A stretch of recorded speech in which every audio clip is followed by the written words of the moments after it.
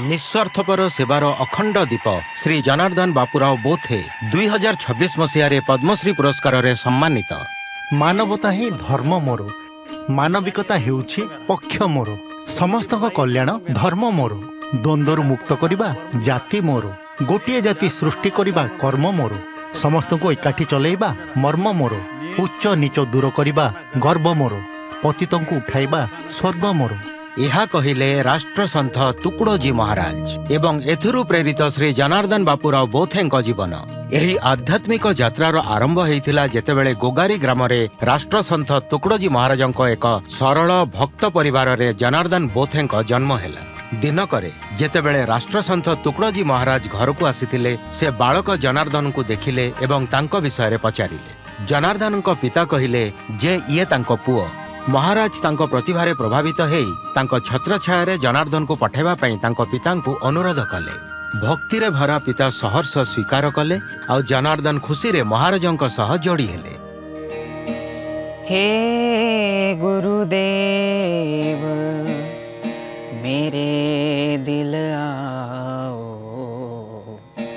सुंदर सेज बिछाया हो। जनार्दन बोथे राष्ट्रसंत तुकडोजी महाराजंक व्यक्तिगत सचिव बनिगले। पछे ताहा ऐतिहासिक किसान रेल रैली हो किंबा 1962 युद्ध समय रे सैनिक मानक मनोबल वृद्धि करने भक्ति दलक मंडल हो। 1968 मसीहा अक्टोबर 11 तारिख रे राष्ट्रसंत तुकडोजी महाराजंक देहांत परे जनार्दन बोथेଙ୍କ उपरे ग्राम गीतार ऐतिह्य एवं मूल्यबोधर प्रचार करिवार विराट दायित्व आसीगला। राष्ट्र संत श्री तुकडोजी महाराज की जय। ग्राम गीता एक महाकाव्य जहाँ ग्राम रे आत्मनिर्भरशीलता, एकता एवं सामाजिक उत्थान को केन्द्रबिंदु करी ग्रामर सामग्रिक विकासर कथा कहे। ग्राम गीतार भावना माने देशर प्रगतिर भावना, जहाँ मोर धारणा। यह सामूहिक कर्म एवं दैनंदिन सेवा को आधार करी प्रार्थना को परिभाषित करे।